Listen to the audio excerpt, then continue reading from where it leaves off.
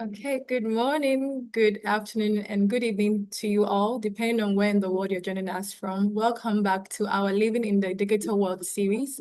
Today, we are tackling a very crucial topic, which is creating without infringement, understanding copyright policies in content creation. Morning, good afternoon, and good evening to you all, depending on where.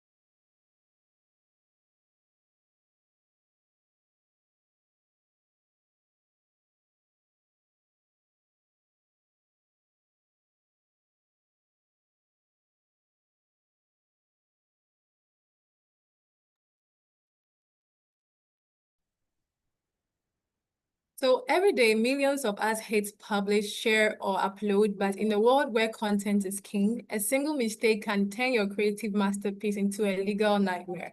And so how do you protect your work and respect others without crossing the line? This program is probably brought to you by the US Embassy Ghana in collaboration with Mobile Web Ghana.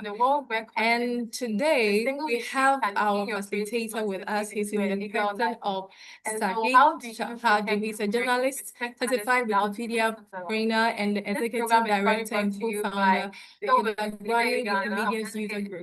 He serves on the youth advisory board for education for a better world. And so I'll hand it over to him. Thank you. Hello, everyone. Can everyone hear me?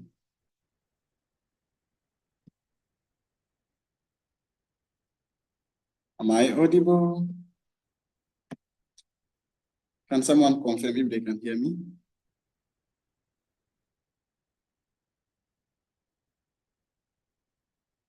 Can everyone hear me? Okay, let me know if you can hear me in the chat. Thank you so much for the introduction. My name is Sadiq Shahadu, and I'm very happy to be connecting with you and sharing my insight about copyright and also how content creators can safeguard themselves in terms of copyright and how they can ethically use people's work, and as well as like paying attention to some of the most challenging issues around copyright and how copyright violation can impact their work as content creators. I just want to see a chat or a thumb up if my microphone is audible enough, then I can go ahead and share my screen. Thank you. So let me know if you can hear me, just a thumb up, Isaac or anyone else.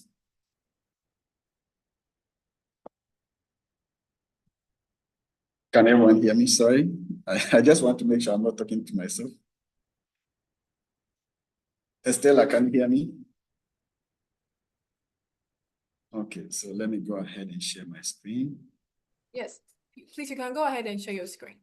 Okay, thank you. Can everyone hear me? Sorry, Yes, I just want to make sure I'm not talking to myself. No, we can hear you.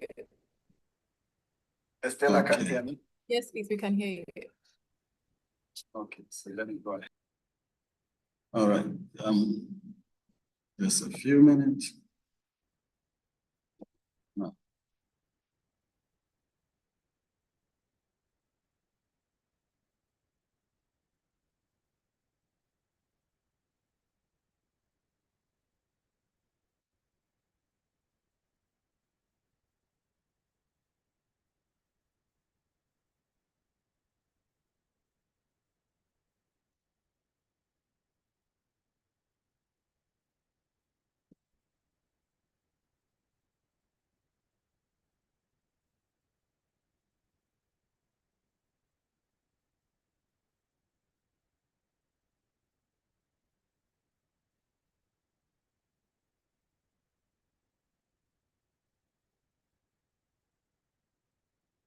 Okay, thank you so much, and sorry for the technical hitches. So we'll be talking briefly about copyrights, what copyright is, and how copyrights started in Ghana and some of the stakeholders.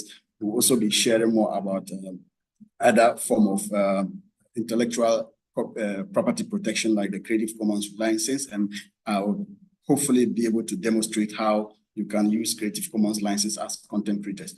So my name is Sadek Shahadu, as I've been introduced, and we'll be talking about creating without infringement, understanding copyright policies in content creation. And I am the executive director for the Dagbanu Wikimedia and Susa Group, a young nonprofit organization based in Ghana and working to support indigenous languages spoken across Ghana, Benin, and Burkina Faso, and largely working on the Dagbanu Wikipedia and other projects. So most of us already know what copyright is when we hear the name copyright. Most often is referring to some of the things that we cannot, modify or share or, redistribute.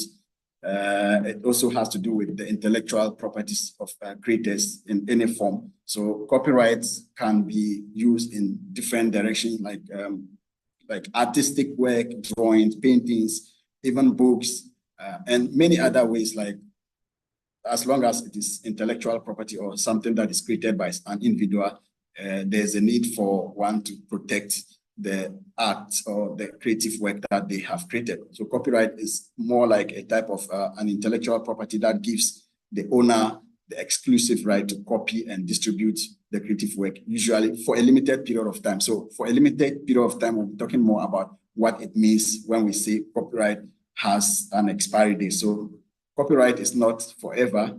For everything that is being copyrighted, there's definitely an expiry date for that, and we'll be sharing more about that shortly. Copyright Act 85 of 1961 had become ineffective at a point, which created a lot of problems about how people can share their work and how people abused people's content, not only on the internet, but in many ways, pirating. And we will share a lot more about in the early 70s when a lot of people were redistributing other people's works without attributing to the original creators of the work. And we'll also be sharing more about the new copyright law that currently governs creators. When I say creators of different forms, we'll talk about music, writers, and several other areas that copyright plays in. So the copy will be also talking about the how copyright was expanded to cover other works. So initially, before the PNDCL 110, there was a Copyright Act 1961 that had a lot of problems, and it, at that time initially did not cover a lot of these areas where people could just use other people's work without any copyright restriction, and they did not have anywhere to report. They did not have a lot of places to seek advice or legal advice, or maybe report to get support from the government or whoever is involved. So as at 1996, we were using the Act 85, and then it was replaced by the Copyright Law 1985, which is the PNDC Law 110. And this, as I said, was expanded to cover more areas that help creators to be able to seek legal support when their works are being used by people. And there was also an opportunity for us to, as a country, to establish offices that supersede and govern the copyright industry. And through that, they were able to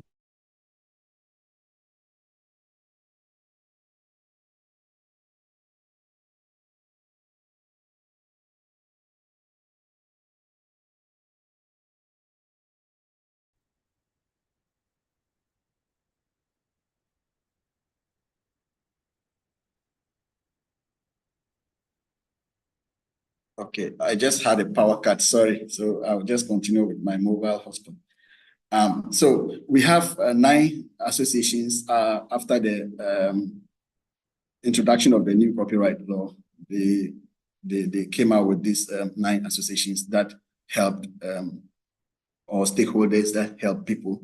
And we had the Musica that most of us are already aware of, and then the Association of Phonogram Industry, the Ghana Association of Record and Manufacturers, the Ghana Actors Guild, and the Film Video Producers Association of Ghana, and the Ghana Association of Writers, Ghana Book Publishers Association, and the Film Video Distribution Association of Ghana, and then the Graphic Rights Association of Ghana. So these were the 9 associations that came in after the introduction of the new copyright law.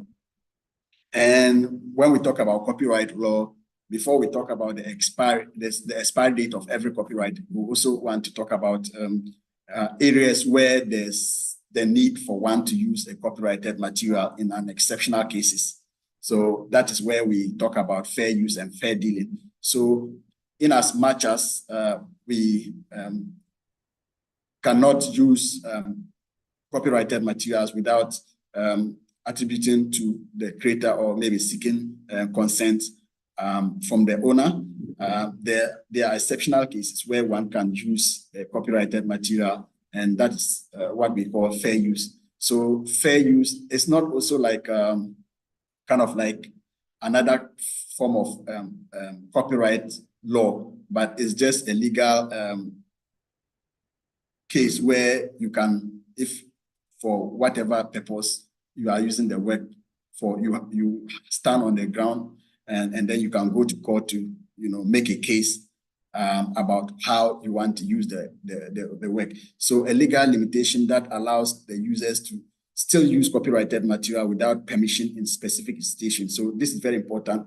We need to be aware that there are specific cases that you can use a copyrighted material without any permission. As we know, for every copyright, you need a permission. You need the permission of the creator or the owner of the work before you can use it. But there are different cases where you have to, use it without, for a limited period of time, or also in a specific manner without seeking like a complete copyright from the creator. So example is like when you are making reviews or criticisms or news reporting or even teaching and research.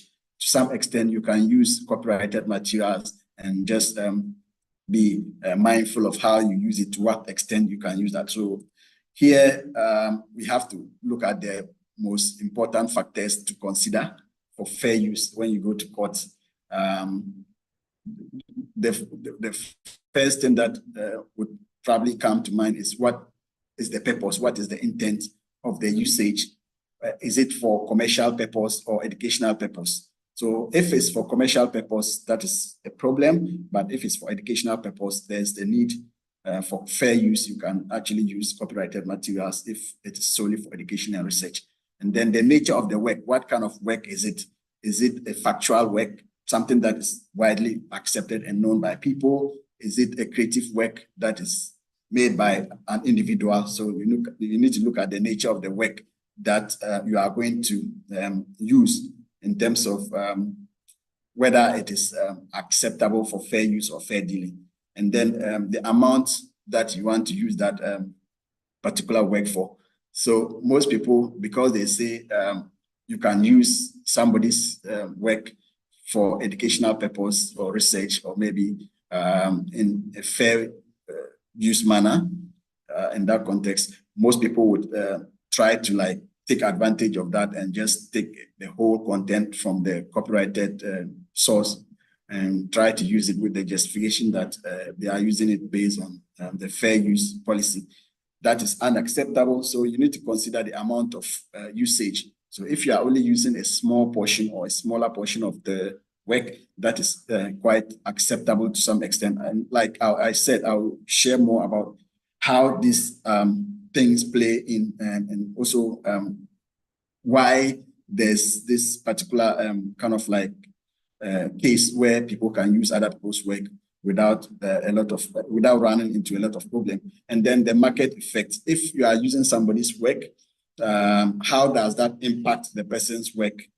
If, for example, you are using somebody's published work, like let's say a book or a journal, how does that affect the sale of that particular work if the original creator raises concern? So when you go to the courts, they would have to analyze the market effect, and then they can make a decision whether it is fair use or not. So fair use, as I said, is a legal defense. It is not like an automatic permission. Somebody would think that when they say fair use, it gives them the authority or the opportunity to be able to use other people's work. It doesn't work like that. Fair use is just a legal defense where you make a case about using other people's work at the court. And then when beyond fair use, we also have what we call the public domain. So for every 1st of January, you would see that globally, everybody comes together to celebrate Public Domain Day at the beginning of the year. This is very important for creators because every January, the month January in every year, a lot of works are being released into the public domain. I'll give an example of how these are done. So every January, some works would automatically, whether you like it or not, as I said, copyright also has an expiry date. If you created a work which is fully copyrighted, there's a particular period that copyright would expire and people can freely use it without any restriction. So that's what I mean when I say expiry date. There's an expiry date for copyrighted material. So these expired works goes into the public domain, which means anybody can use it without any restriction. They have the right to modify, copy, and sell them freely. There are a lot of movies that every year they release into the public domain. For example, there are books that goes into the public domain. There are music that were created many years ago that they have released into the public domain that people can now use. Most of us as content creators tend to use copyrighted materials in our videos and other kind of like materials that we create and share online. Some of them are not acceptable. There's also another way to use public domain work, which you don't have to really wait until the expiry date. When I say expiry date, I mean, it will be like 70 years after the death of the creator. I'll talk more about that also. So somebody can just create a work right now and they choose public to release the work in the public domain, right? So in that case, you don't have to wait until 70 years when the person dies to be able to use the work. I can create something, a painting or a drawing or any kind of like artistic creation, then I put it, I'll just license it under public domain and then anybody can use it right away. So these are cases. It doesn't have to be the 1st of January after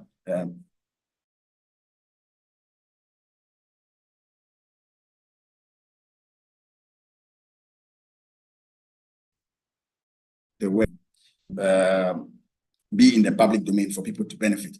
So examples of these works are Shakespeare plays, and then this Beethoven's music, and then the pre-1928 books and images in the US specifically. So works that were created somewhere 1928 at this time should be in the public domain at least. And why they go into public domain is that if, for example, right now, maybe I am 20 years and then I create something and the work is copyrighted, it's registered, it has all the rights to my name. When I die,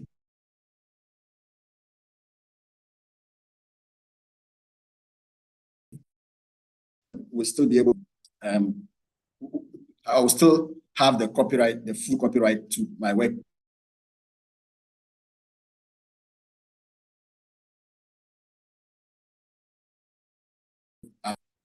As long as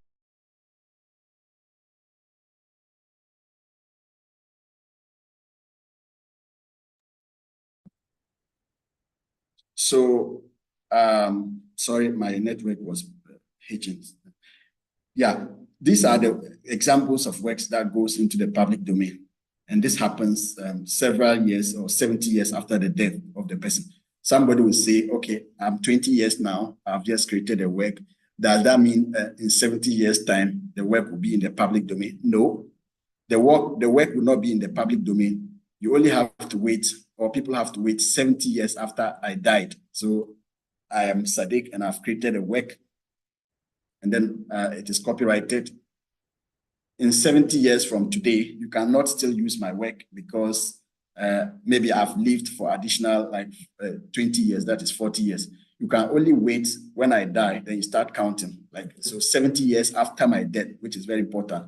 So it's not like 70 years after the work, 70 years from the day the work was created, but 70 years after the death of the creator, then the work goes into the public domain. So if I live up to 80 years, I created it at the time I was 20 years, and I live up to 80 years. So 20 plus 80 years, that's 100 years, right? So now after 100 years, when I died, you can now start counting from that point. So 100 years, then 70 years, the work is automatically released into the public domain. And that is when we say the copyright has expired. I don't know if this is clarifying enough. So we will talk about how works would enter into the public domain. So this was basically what I was referring to. 70 years, when the author dies, the book goes into the public domain or whatever the work is. And the other option is the creator waives the rights, which is also like CC0. So CC0 is just like public domain. Creative Commons attribution 0, Creative Commons license 0.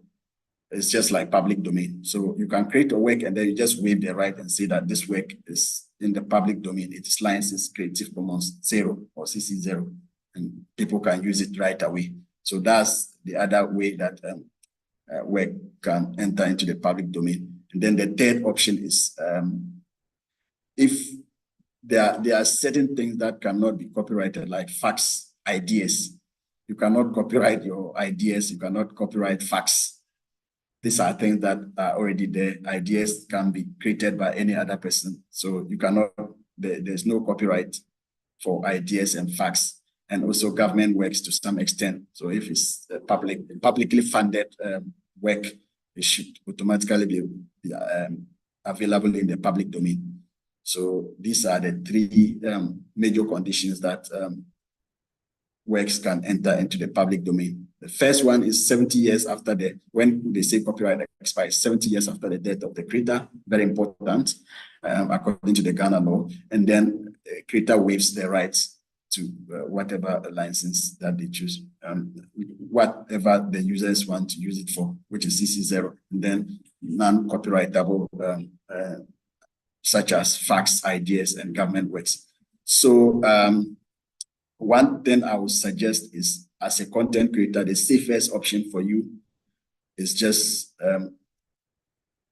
to look for non-copyrighted materials, like works that are already in the public domain, works that are factual ideas and government works. With this, you don't have to be bothered about any permission. You don't have to seek any permission, or there wouldn't be any risk for copyright violation. So these conditions are very safe for creators if you are looking for content to use. And another flexible way beyond these CC0 or public domain is the Creative Commons licenses that we'll be talking about briefly. So, yeah.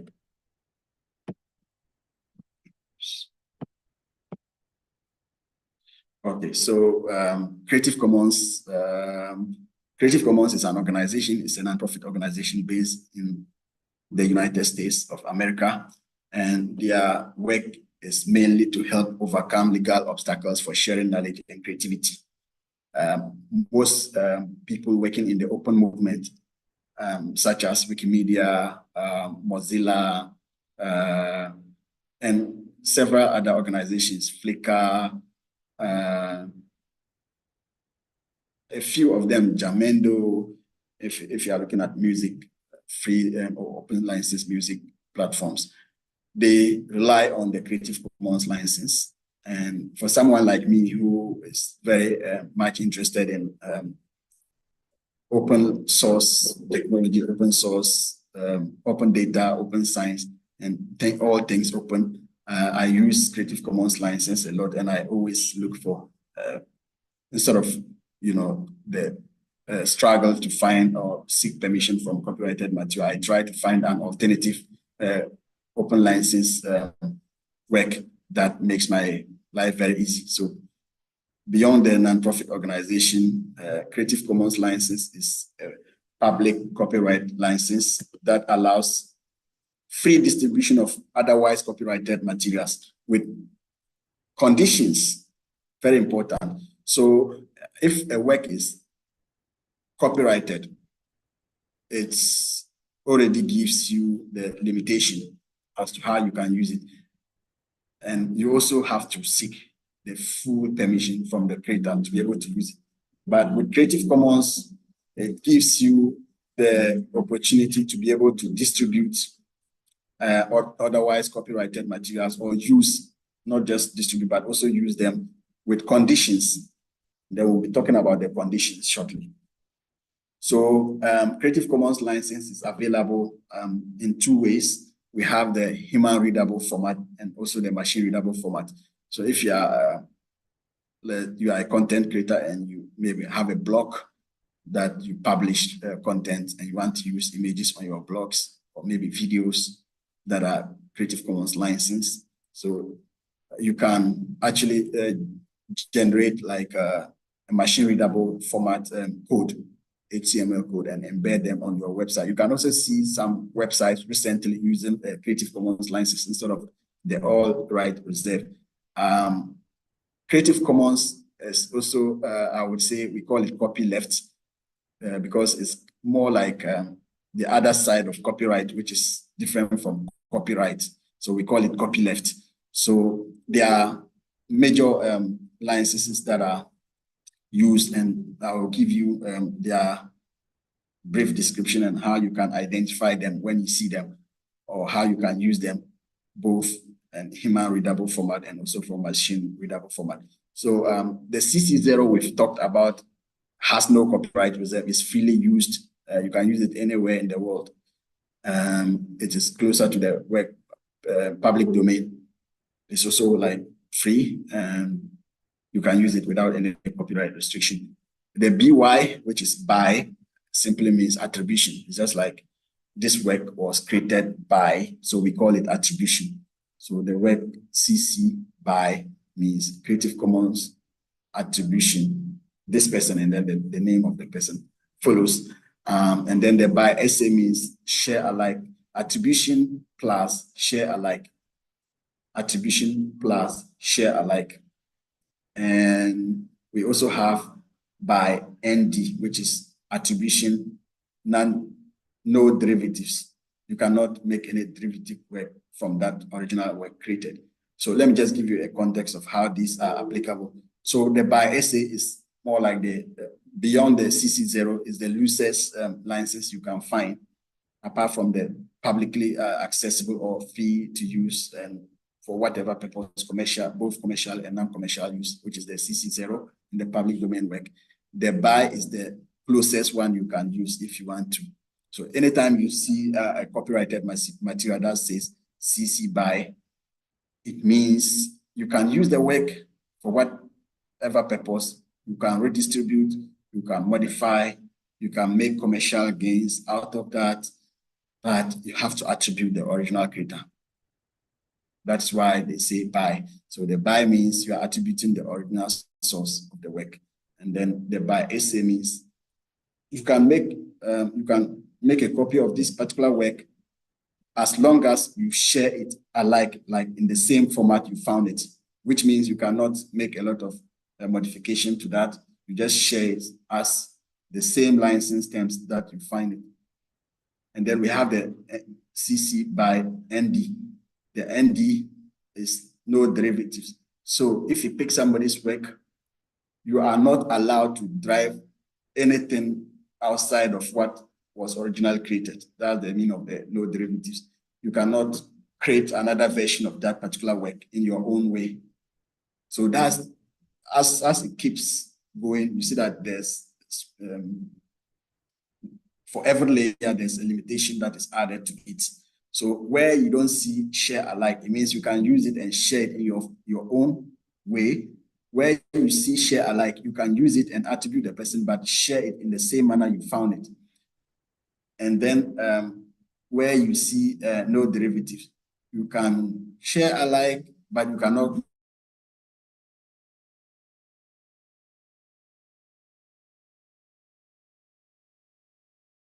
make any non-commercial. You cannot make any financial gains. You cannot make any monetary gains from the work. Then one that has NC and then SA, attribution, non-commercial plus share alike. So you cannot make any financial gains. You have to attribute the person, and then you have to share it in the same manner that you found it. So this is the most restricted Creative Commons license, I would say. So these are the symbols. Sometimes you don't see the text, you just see these symbols. So when you see like something that looks like a human being in a circle, it means attribution. You have to attribute the creator. Anytime you see that work, you can use it, you can modify it, you can make any changes to it, but you need to attribute the original source. And this is the second one for share alike. You see the C is turned in the opposite direction, like unlike copyright, which is on this side, like facing the right side. So the C10 that to the left side means we are sharing the work alike. The human in the circle with the equal sign means you are not allowed to make any change to the work. And then the one with the dollar sign, of course, represents non-commercial. And the combination of non-commercial and share alike, and then share alike and attribution, non-commercial, no derivative.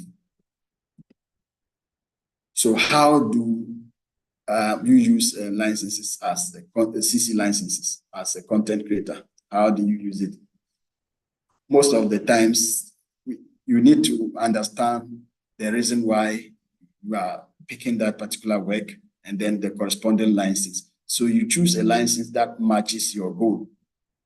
So if your platform allows you to share freely and for you to present versus you preventing people from making any commercial gains out of the work.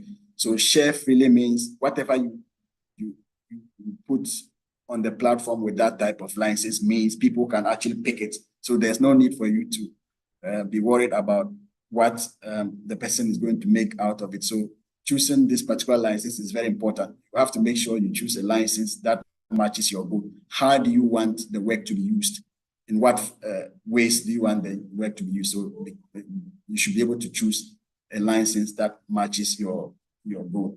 And then you should clearly mark your work with the CC license. So I will do a quick demo on how you can do that with both human readable and machine readable format. So you have to mark the work clearly so that everyone can see it. People put that on their books, on their websites, and also like images. I've seen that also in videos and many other works. And then you have to also respect other people's CC license work by following the terms. So if you are picking not just using, but also not as a creator, but also as a consumer, you should also be mindful of other people's license work. What type of license have they applied, and in which way do you want to use that? So not just for somebody who creates, but also as a consumer, you should be mindful of other people's work. So the least you can do is to give the credit. So depend on the type of license the person choose, and then no commercial use if it is specified. So if they say this work is CC by SA, ND, NC, it technically means you can use it, but you cannot make any derivative, you cannot make any commercial commercial gains from the work. So as a user and also as a creator, you should understand these licenses very carefully. So the best practices, these are a summary of what you can use in to avoid in your line of work as a content creator, to avoid copyright infringement. So you should assume that all online content is copyrighted unless stated otherwise.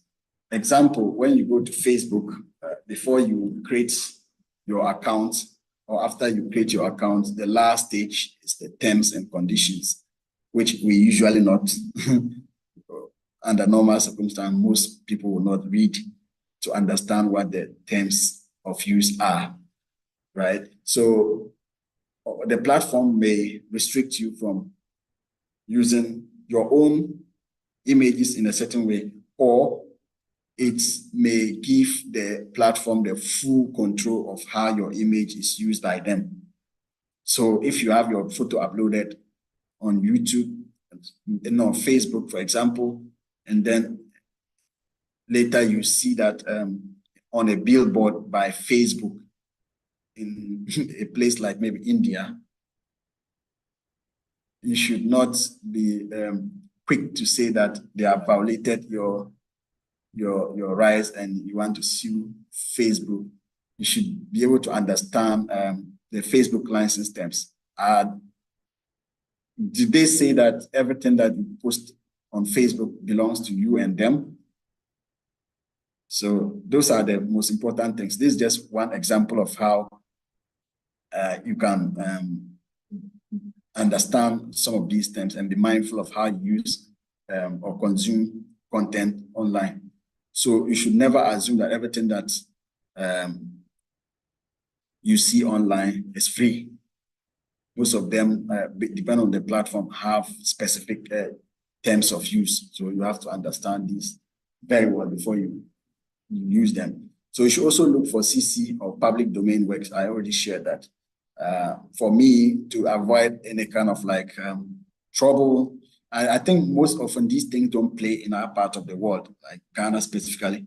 People get away with all sort of things that violates other people's copyright, and nobody talks about it. And even the creator doesn't even realize that people are using their work for any kind of commercial gains or something like that. And they don't even know, even if they want to, they don't know where to report to, they don't know how to go about it and all of that. So these are some of the real challenges that most people will face. But as content creator, I think it is very important. You may find yourself in another place where these things are not taken lightly. You may find yourself in a situation where you would be paying a lot of money for the damage that you have caused just by simply using somebody's picture or work. So as content creators, we should understand these dynamics. We should understand this concept and the license terms and the different kinds of license so that we are safe and we will be able to safeguard our content and also be able to use content that are free and open source and publicly accessible. So Creative Commons licenses are very good. As I said, I like using CC licenses than any kind of like copyrighted license. So anytime I see a work that is not licensed, as long as it is not otherwise stated that it's in the public domain or the person is still alive, or maybe even if they died, the work is not up to 70 years after they are dead, I would not assume that nobody would see me if I use it. I will simply look for an alternative license, which is Creative Commons license, and then I use it. There are a lot of platforms that already host hundreds and thousands of resources that are Creative Commons license in terms of photos or images, audio visuals, videos, PDFs, icons. There are a lot of them on Media Commons, Flickr, and CC Search. If you go to CC Search right now, you will see other platforms that are currently using CC licenses.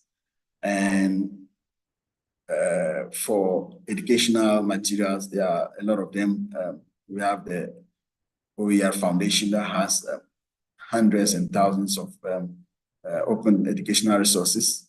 Open educational resources are educational materials or books that are public CC license and allows you to use it without any copyright violation, or maybe at least having CC license that allows you to remodify or redistribute. So if a particular resource is licensed under Creative Commons license, for example, a science book that is CC by SA, what it means is that you can make copies of those same books and maintain the attribution, but you can redistribute it to your school, you can modify it and add some few things to it and then reshare it to students. This is very good, right? And so cool. So I'm a big advocate for Creative Commons licenses, and for anyone who have fears of like copyright violation, you should be rather interested in using Creative Commons licenses or works that are already in the public domain.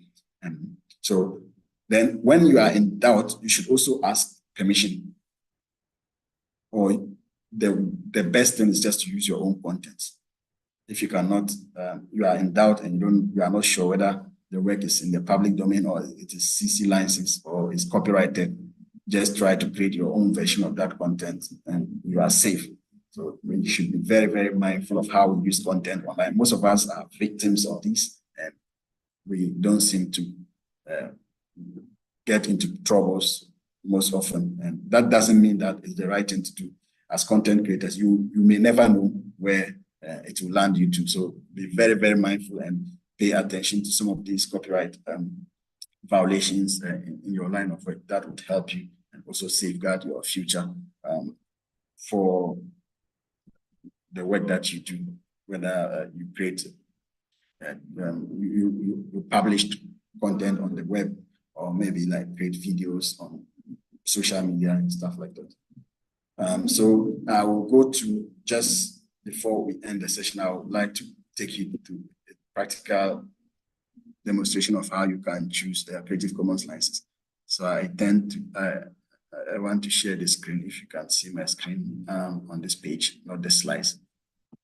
Yeah, so the Creative Commons license has creativecommons.org. And if you want to choose a license, you just put /chooser, or choose, you just put Creative Commons license /choose. Then it will take you to this license page where you can customize your license, the kind of license that you want to choose. So you just go to creativecommons.org /choose, and then it will take you here. I'm just, this is the main URL, creativecommons.org /choose. This brings you to this page, and then you have some few questions to answer. So the first point is, do you know which license you need? If you know, then you select yes. And then which license do you need? You just click on the drop down. So these were the licenses that I was talking about just a while ago. These are the major licenses that we have under the Creative Commons license. So I choose which one that I want, and maybe I'll just select CC BY. And once I select it, it brings the visual CC's license and also the text. And this also gives you a simple description of what license it is. So you try to read it to understand what type of license you are choosing. So this license requires that reusers give credit to the creator. It allows reusers to distribute. Oops. It allows you to, it allows you to distribute, remix, adapt, and build upon the material in any medium or format, even for commercial purpose, as I said. So this particular license is this, beyond the CC0, this is the loosest one that you can find. I would say coolest one for creator. So the credit must be given to you, the creator. So that's just basically what it means. The BY, CC BY, means there should be a attribution or credit given to the creator. So here, attribution details, this is also optional, but you can put the title of the work, So I can just put something like that.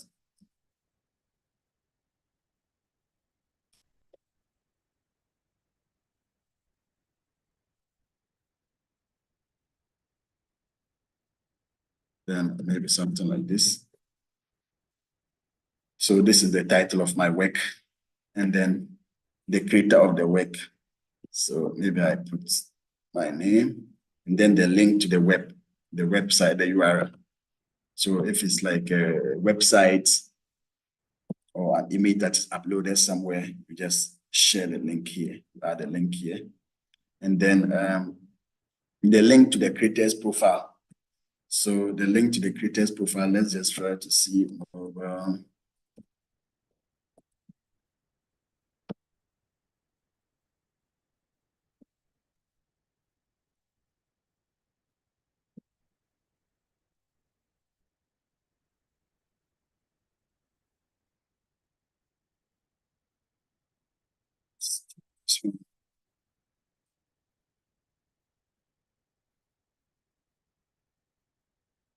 The year of creation can be 2026. And then the link to the creator. Yeah, maybe I'll just repeat the same website here.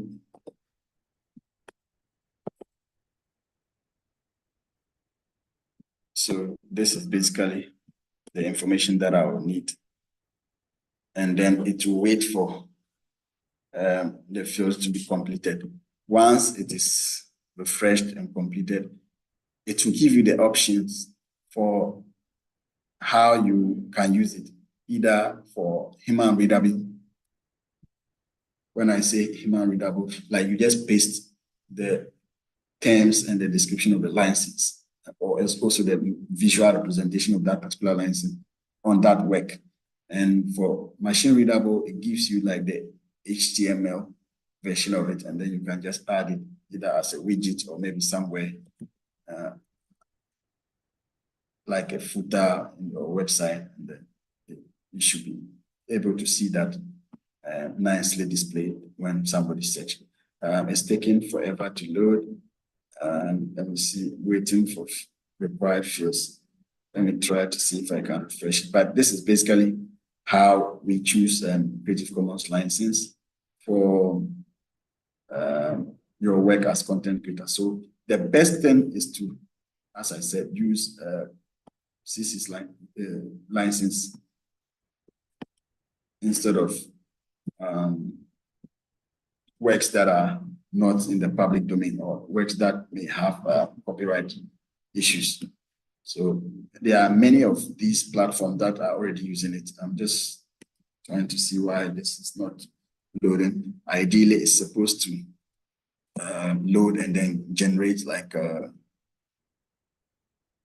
license in two formats, which is machine and then for human readable format. Where you can find a lot of resources that are CC licenses. One example is Wikipedia. You can use Wikipedia's content. You can use Wikimedia Commons content. You can use Wikidata. Wikidata has CC0, which is like anything you find on Wikidata is CC0. CC Search also gives you like hundreds and thousands of freely licensed images or audiovisuals that you can use. There's Flickr that hosts hundreds of millions of free licensed images that you can use. So the whole concept of this session is to remind us, I'm sure most of us already know that there's copyright in everything that we do. Most often as content creators, sometimes we see them in some places that people like they pay a lot of money for copyright violations, but we hardly see these things happen in Ghana. But it doesn't mean that it will never happen. So as a content creator, it is very important for you to understand the implication of copyright violation. It is very important for you to know the alternative ways to release your work into the public domain, or maybe allow people to access your work. I don't know how many minutes left for me, but this is basically what I'll just try again one more time to see, so that everyone will see how the license work this time around. Just something to give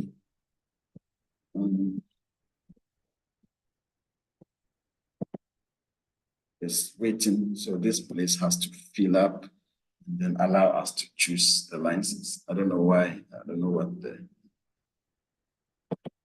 whether this side has a problem. Okay, let me see.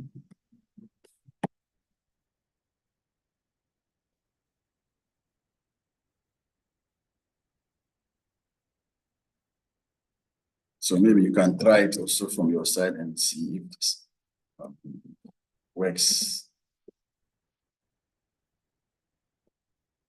You just go to creativecommons.org/choose.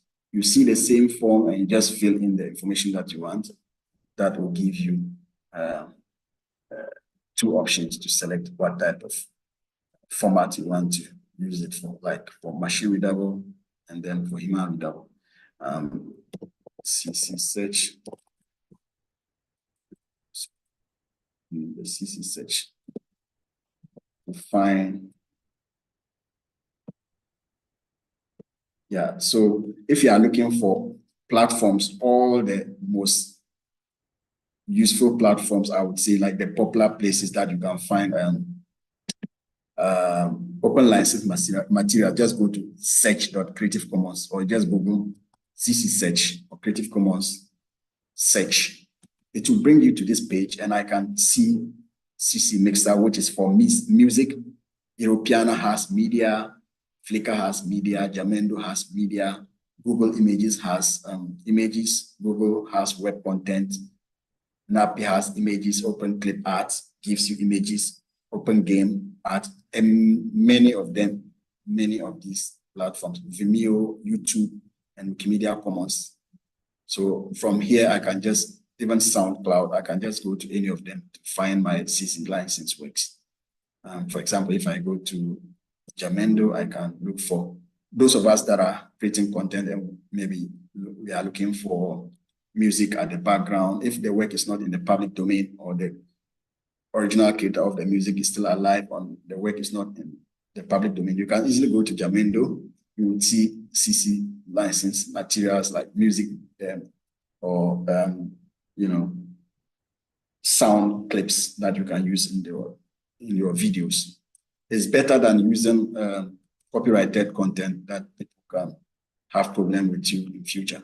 So Jamendo gives you like a bunch of free music that are created by hundreds and thousands of generous individuals who create music for free and for people to use. So as I said, for every copyrighted material, there's an alternative CC license version of it in that order. Even with software, all the proprietary softwares that comes with a whole lot of restrictions and copyright, still have other alternative versions, that is open source software or tools that gives you almost or even better version of what you will need from the copyrighted platform.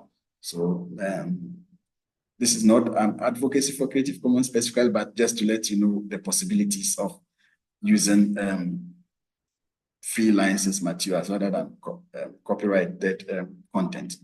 Yeah, so thank you so much, and I'll pause here for you to share your feedback and questions. Thank you.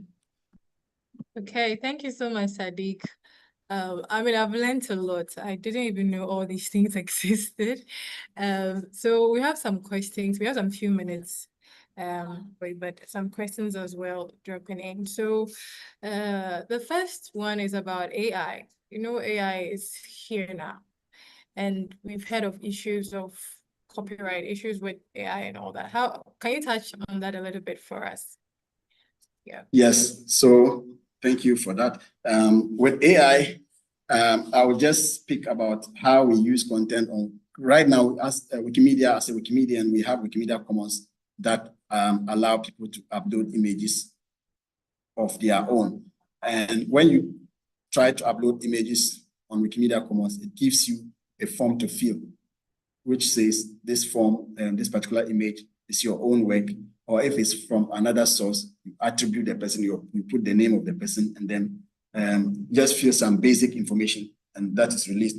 Now, if you generate an image with AI like ChatGPT, and you try to upload it on this platform, it will flag it for deletion, to be tagged for deletion, because the platform understands what content are AI generated and what content are human generated. So AI itself, if you are basically using that for your own maybe work, maybe you will not have problem. But if you are really using it on platforms that does not allow AI images, you have restrictions. So I cannot say that you should not use AI generated images for your work, but what platform is this images being generated from? Is it, did you understand the terms of use? You need to understand the platform's terms of use. You need to understand what limitations they have, even if it's AI generated. Nowadays, we've seen people like generate AI audio. They first train the platform with their own voice, and then they get other versions of that to make their work. So this is practically your own work. You know, you create the work and then you just use the AI content to redistribute and create other versions of it. So if like you are writing like a script, you write the script and then you record the scripts, a sample script, maybe other samples, more than 1 or 2 samples, and then the AI understands your voice and generate the same version of your voice for you. That is quite acceptable to use, because that's your own content and that is your own work, creative work. And it's still AI generated, but you have the permission to use it because you created the voice. The voice belongs to you, and you use samples of your voice. Sometimes you record directly, sometimes you upload, and then it picks it. Again, for images that we upload on ChatGPT or other AI platforms, then it creates another version of your image, like an avatar of your images. Those are all like images that can be used by you in any format that you want. I don't know if this answered your question. So depending on how you use the content and what work goes into it, then you can either be asked to use it or not be allowed to use it, depending on the usage. So if it's something that copyright is when you created something, or maybe add something, or maybe you contributed in creating something, then you also have like the right to use it. A classical example is if I have a camera. Let me just ask this question. So I have a camera, I bought a camera, or maybe my phone's camera, right? iPhone 11 Pro, and then I give it to Estella to take a picture of me, right? If Estella takes a picture of me with my own camera, who is the copyright holder of the photo? Can somebody answer this for me? Like my own camera, I give it to Estella to take a picture of me. Which of us have the copyright to the image? It's you, right? Why? Because it's your phone and it's your image. Good. So yeah. What if I was taking someone else with my own camera? So it's my camera, I give it to a photographer to take the picture of another thing or person. Who owns the photograph, the picture? Is it the one that took the picture or the owner of the camera? No, because you still captured someone and the person has a right to say whether they want that image shared or not. No, so I'm not even referring to the one inside the image. So let's assume that it's even a building. Who is the owner of the picture? The one that took the picture or the owner of the camera? You are. The owner of the camera? Yes. Or the one that took the picture? Wow. That's a very nice question. Yeah, Please answer for us. Yes, I want to hear people answer this. So like, yes, I'm the owner of the camera. I give it to you, Stella, take a picture of this building. Now, when we go to, if somebody comes to us, who is the owner of the picture? Should I say it is my picture because I bought the camera with my own money? Or the person that took the picture would also say that I took the picture, therefore it is my own work?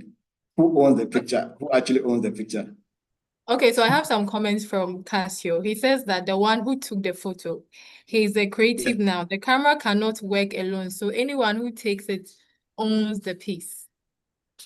That is excellent. That is 100% correct. So copyright is just about the creative work that goes into the work. So behind the work, the outcome is what we can copyright. That's why we cannot copyright facts or ideas. You have an idea, I want to build this particular thing, and you've not built it. Anybody can still build it. You can't go and say that I was the one that was thinking about building it, and that kind of thing. So once there's creativity or something goes into making that particular, then in this case, the photographer is the owner of the picture, not the owner of the camera. So thank you for the answer. Yes, so this is just to answer the AI thing. So AI is built by an organization and they have their own license terms or terms of use. But when you contribute into creating the image or generating the work, you have to some extent right to use that particular work. Yeah. All right, thank you so much for that quiz and that answer as well. Thank you so much, Sadiq, for the presentation. I mean, I've learned a lot, and we really appreciate you for taking time to do this for us. And also for those who joined in to the session, thank you so much for staying with us till the end. And then those who drop their comment in the chat box, thank you for making it interactive as well. So this program is proudly brought to you by American Corner Approval, which is a partnership between Mobile Web Ghana and the US Embassy Ghana. And so you should subscribe to our channel. Also go to the US Embassy YouTube channel. Also subscribe to our channel there. I mean the channel there as well, because we have a lot of sessions that we have done over there. This is part of our Living in the Digital World series. And so my name is Estella. Thank you so much again, Sadiq, for your wonderful presentation. Till we come your way again, have a wonderful weekend. Bye. Thank you.